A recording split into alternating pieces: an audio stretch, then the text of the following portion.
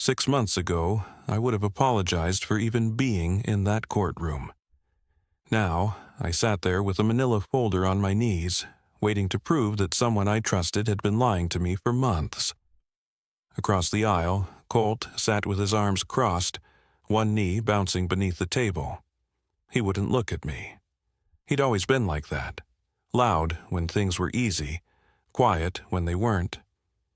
Inside my folder were 4 months of GPS records, time-stamped photographs, a certified letter he'd laughed at, and one screenshot he never imagined I'd save.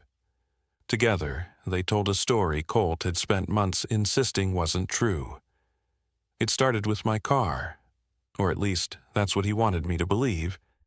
I still remembered the first strange GPS alert, a location I didn't recognize, then another, then a 2-hour drive that ended at a stranger's driveway. When I confronted him, he barely looked up. "It's just a car, relax."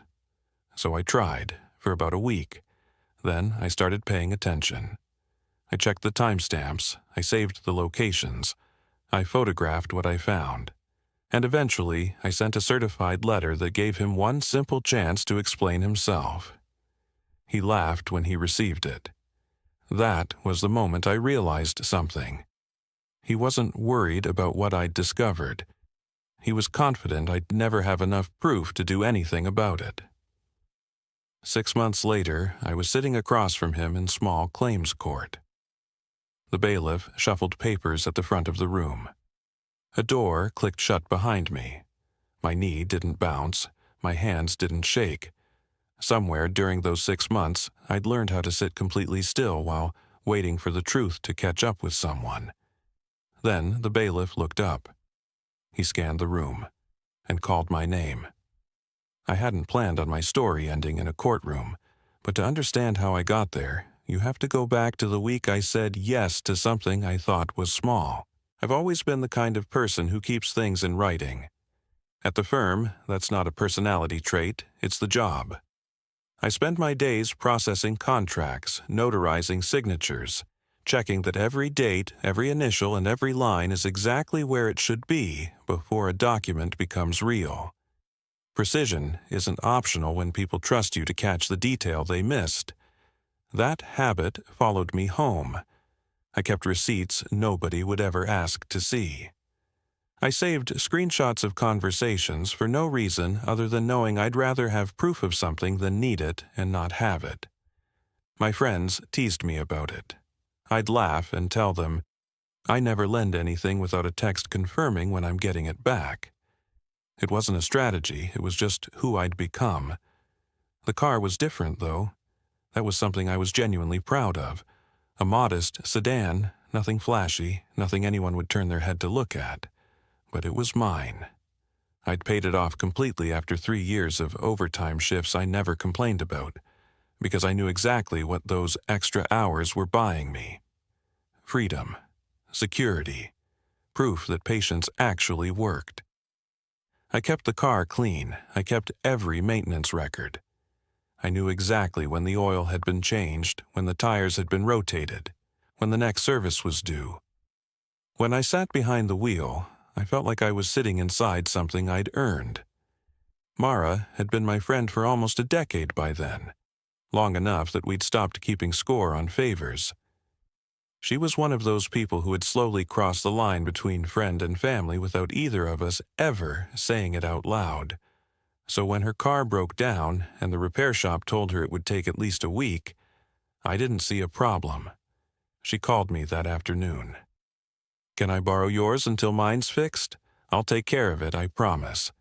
"Of course," I told her. Then, almost automatically, I added, "Just text me the date you're bringing it back, so we're both clear." She did. A few minutes later, I had a message confirming the following Friday. Simple, clear, nothing suspicious about it. I handed her the keys outside my apartment, watched her pull out of the parking lot, and went back upstairs. I didn't follow up. I didn't worry. And I certainly didn't imagine that the 7 days we'd agreed on would become something much bigger. Because when I handed Mara those keys, I thought I was doing a small favor for an old friend. I had no idea I was agreeing to something I had never actually been asked to give. Mara called 2 days later. Her voice had that familiar tone it got when she already knew she was asking for more than she'd originally offered. "So, funny story," she said. "My brother Colt needs a car for this new delivery gig. Just for a few days. I told him he could take yours since I've barely driven it." She'd already said yes for me. I noticed that. Quietly, I let it go. I met Colt that afternoon in the parking lot outside my building. He had the kind of easy charm that filled a room before he'd said anything worth remembering. His handshake was a little too firm, his smile a little too confident, like we'd already agreed to get along. I asked him about insurance. Then, where he'd be driving. He waved both questions away without quite looking at me. "Don't worry about it," he said. "Mara trusts me. That's basically the same as trusting you, right?" It wasn't, but I didn't say that. I asked when I'd be getting the car back.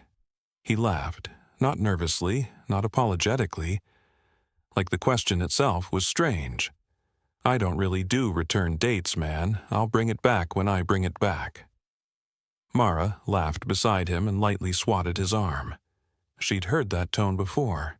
Apparently, she'd learned to live with it. "He's family," she said. Colt grinned. "He's family," he repeated, like he'd just been handed the final word in an argument neither of us was having. Something in me tightened. Small, easy to ignore. I thought about the text Mara had sent me confirming Friday. I thought about every receipt I'd saved, every date I'd written down, every boundary I'd convinced myself was reasonable. I wanted to say something, but Mara was standing there. It was her brother.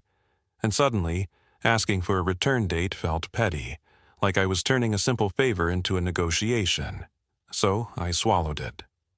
"Just a few days," I told myself. That was the sentence I would remember later, because the first thing Colt took from me wasn't the car. It was the assumption that my boundaries mattered just because I'd clearly stated them. And I didn't realize how important that was until I watched that small boundary disappear. I had no idea I was looking at the first crack in something I wouldn't notice breaking until it was already gone. Friday came and went without a word. I told myself Colt had probably just lost track of the day, so I sent a text, keeping it casual on purpose. "Hey, just checking. Are we still good for the car today?" Hours passed before he answered. Yeah, soon." That was it. Like I'd interrupted something. I let that go, too. I was getting good at letting things go. A few days later, I remembered the insurance app I'd installed months earlier and forgotten about. It had a location feature I'd never bothered using. I opened it half out of curiosity, half out of something I didn't want to name yet. A blue dot appeared on the screen. It was sitting perfectly still outside a warehouse 2 hours from my apartment. It was the middle of a Tuesday. I was sitting at my desk, notarizing someone else's signature on someone else's promise, while my car was parked outside a distribution center for a delivery job I had never agreed to. I stared at that blue dot for a long time. Then I called Mara. I kept my voice level. I explained where the car was. I explained that this wasn't what I'd agreed to. She sighed, long, put upon, like I was the one making things difficult. "Can you please stop being so uptight about a car?" she said. "We're basically family. You're acting like he stole something." I didn't answer immediately, because that word bothered me. Family. It was doing a lot of work it hadn't earned. She was using it to skip the part where someone actually asks permission. And suddenly, I understood why I felt so uncomfortable. It wasn't just the car. It was the assumption that because we were close, my boundaries became optional. I didn't raise my voice after that call.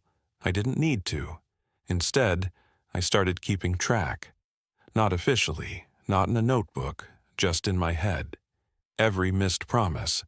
every casual dismissal, every time something I said was treated like it mattered less than what Colt wanted. They started stacking on top of each other. 3 days later, Colt finally pulled into my parking lot, an hour later than he'd promised.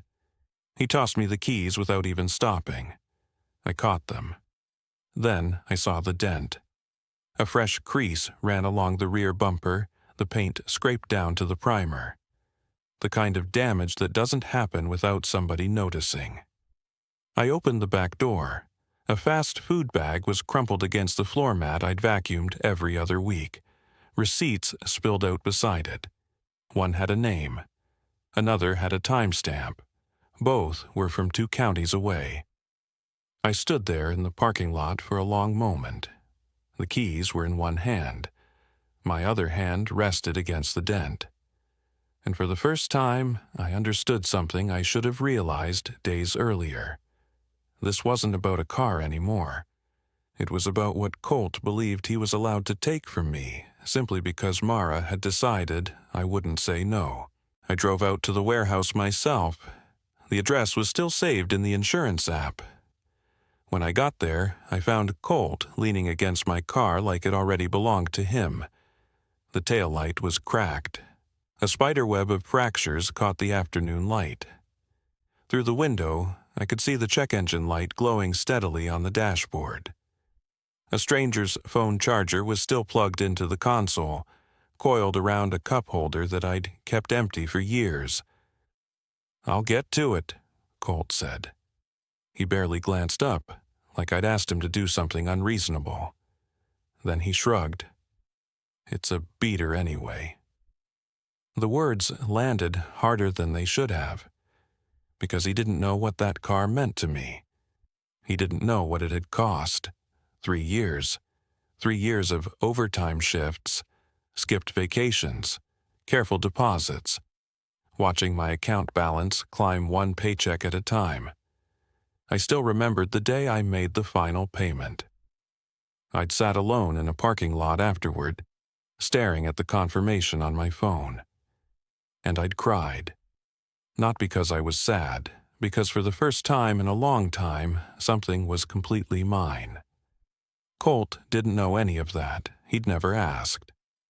Mara stood a few feet away with her arms crossed.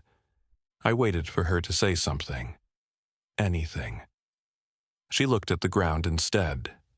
And somehow, that hurt more than what Colt had said. Because Colt was acting exactly like Colt. Mara was the person I'd trusted to know better.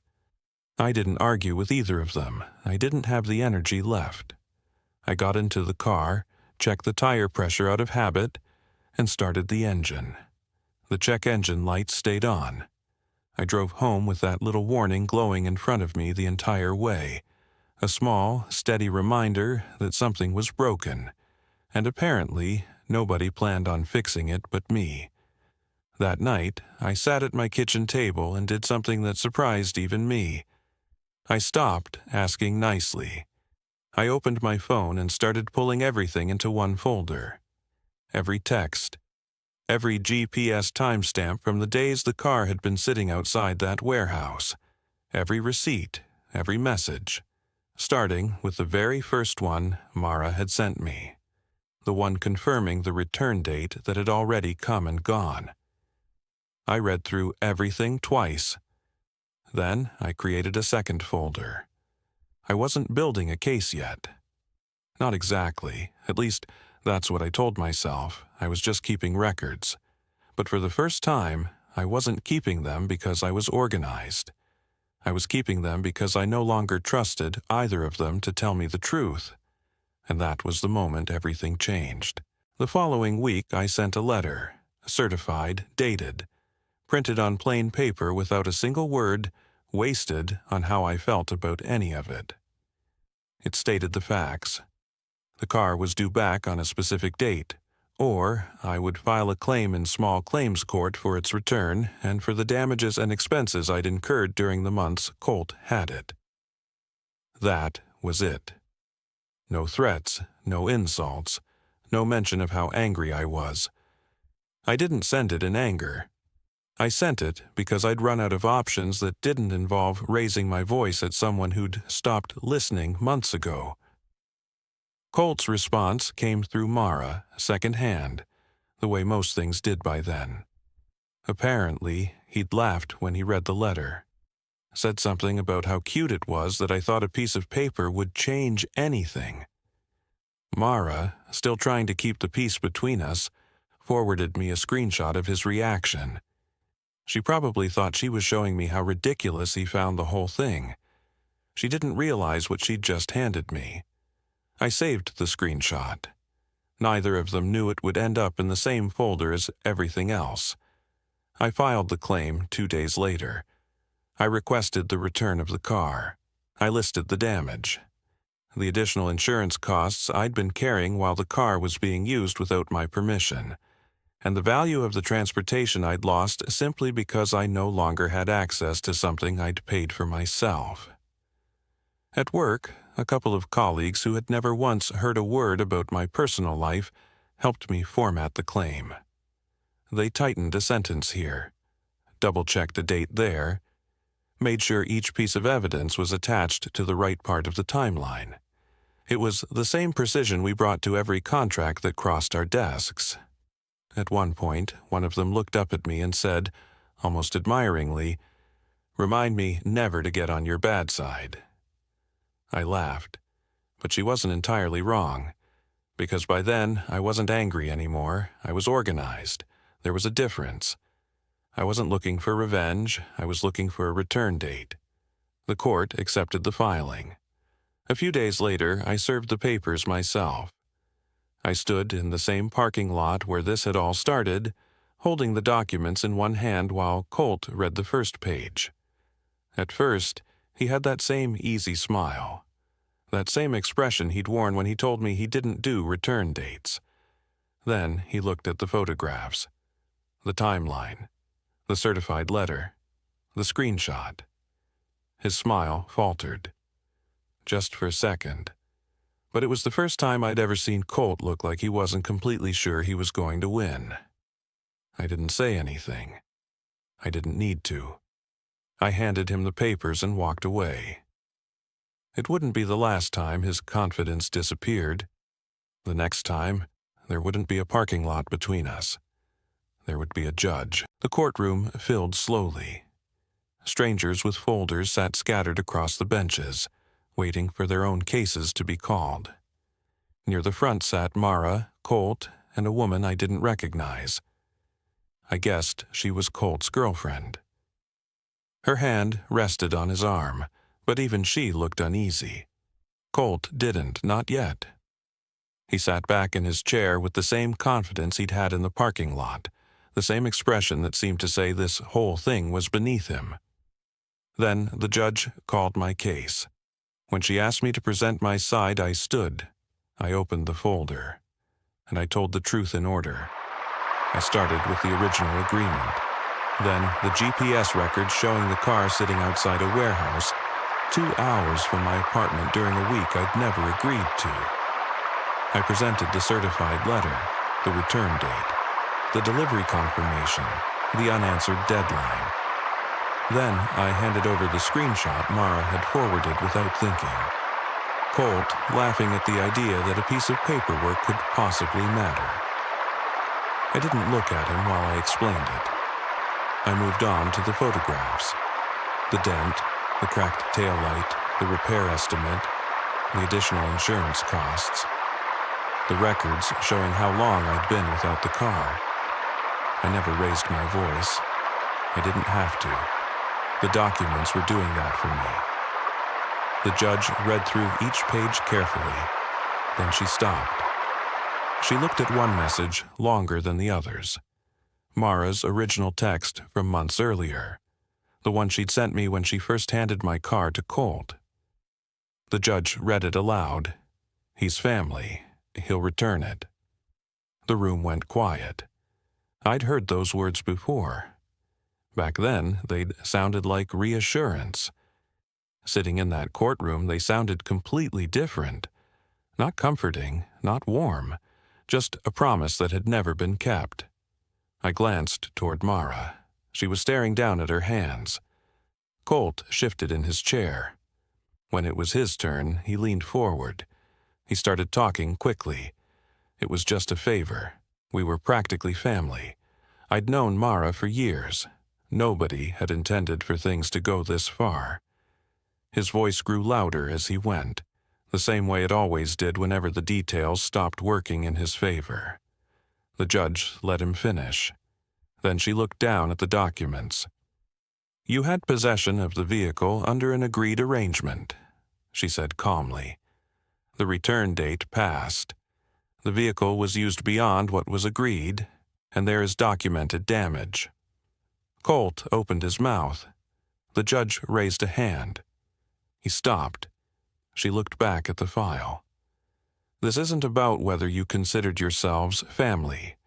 It's about what was agreed to, what happened afterward, and what can be supported by the evidence." That was the moment Colt finally went quiet. The ruling came soon after. The judge ordered the car returned within 48 hours and awarded the damages supported by the evidence, including the documented repair costs, eligible additional expenses, and court costs. I sat there listening. No celebration, no satisfaction. Just a strange stillness. For months, I'd imagined what it would feel like to finally prove I wasn't overreacting. I thought maybe I'd feel angry, maybe vindicated. Instead, I mostly felt tired. Beside Colt, Mara had gone pale.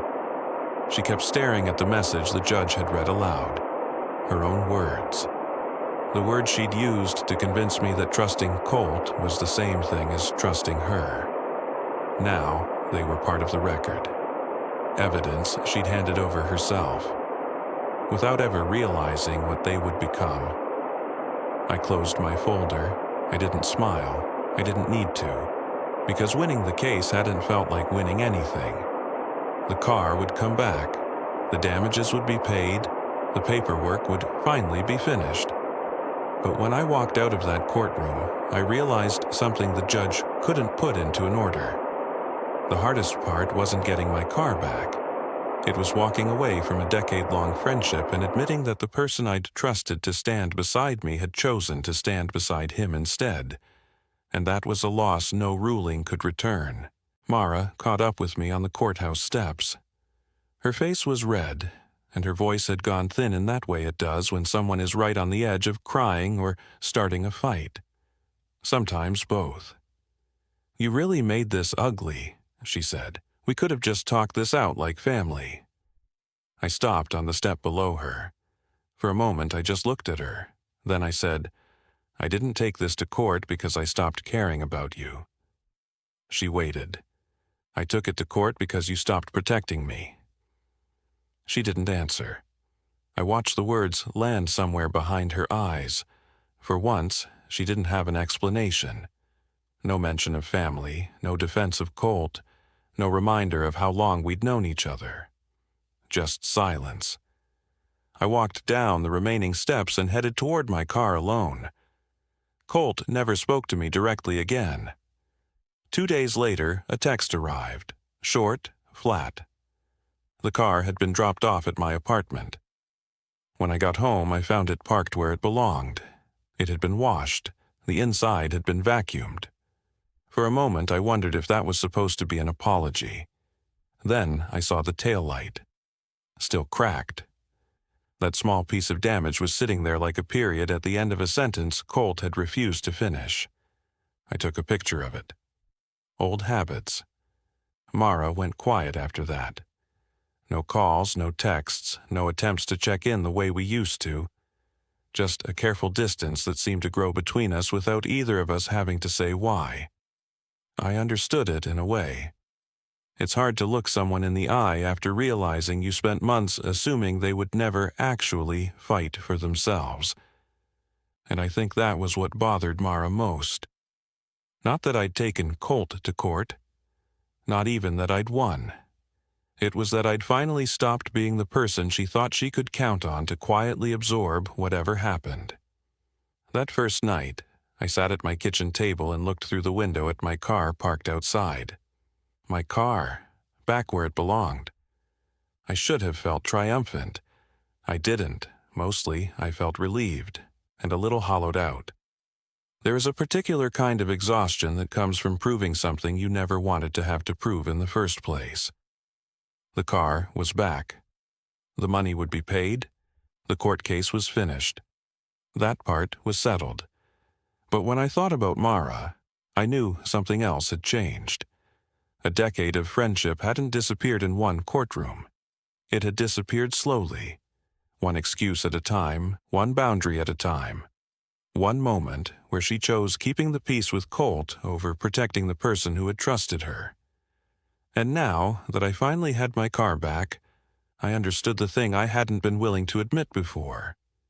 Getting back what was mine was easy. Figuring out what was left of our friendship was going to be much harder. Weeks passed before Mara reached out again. When she finally did, it wasn't with an apology speech or some long-overdue conversation about everything that had happened. It was simpler than that. "Hey," she wrote. "Could I borrow your ladder this weekend?" Small project at the house. Before I could even respond, another message appeared. "I'll bring it back Sunday evening. That work?" I sat there with my phone in my hand for a moment longer than the message deserved. Just looking at it. It was such a small thing. A date attached to a ladder. But it wasn't small to me. It was the first time in almost a decade of friendship that Mara had offered a return date before I ever had to ask for one. I typed back, "Sure." Sunday evening, the ladder was back on my porch. Exactly when she'd said it would be. Neither of us mentioned it, but something had changed. After that, it became a quiet ritual.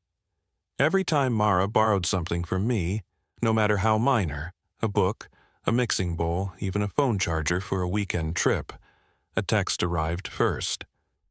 What she was borrowing, when she'd return it. Sometimes she'd even send another message when she was on her way back. I never asked her to. I never brought up the folder. We never talked about Colt. We never talked about the courtroom. She just started treating my trust like something worth being careful with. And somehow, that mattered more than an apology would have. Colt and I never repaired what had broken. There was no final phone call, no dramatic apology, no moment where he admitted everything I forgave him, and we both walked away as better people. He stayed distant. Honestly, I let him. Some relationships are worth the work of rebuilding. Others teach you what you're no longer willing to accept. And maybe that's what Colt gave me, even if he never intended to. A boundary I finally learned not to apologize for. I still have the manila folder. It sits in a drawer now, not out of bitterness, not because I'm waiting for another fight. It's just a reminder. For years, people teased me about the way I kept receipts, saved screenshots, confirmed dates, and wanted everything in writing. I used to laugh along with them. Now, I understand that being careful was never the same thing as being suspicious, and being kind was never the same thing as being careless. I can lend someone a ladder and still expect it back. I can trust someone and still have boundaries. I can love someone without giving them unlimited permission to ignore those boundaries. The folder didn't change me. It showed me something I should have understood all along. Kindness without boundaries can become permission. And trust isn't proven by how much you're willing to tolerate. It's proven by what someone does with the trust you give them. Being careful and being kind were never opposites. I just hadn't needed to know that until I did. If you've ever been the reliable one, the person everyone assumes will understand, forgive, and let things go, I hope this story reminded you of something. Being the nice one doesn't mean you have to be the last one to realize you've been taken advantage of. You can be patient and still have boundaries. You can be generous and still expect people to keep their word. And you can love someone without giving them permission to treat your trust like it's theirs to spend. Because family isn't a password that skips the part where you keep your promises. If you've ever loaned someone something precious, your trust, your time, your money, even your car, and watched them hide behind the word family instead of simply doing what they promised, tell me about it in the comments. I'd genuinely like to hear your story. And if you believe that sometimes patience, documentation, and a little self-respect can accomplish more than shouting ever could, hit like and subscribe. Because the next time someone tells you that you're being too careful, remember, being careful doesn't make you cold. Sometimes it's how you protect the things and the people you still care about.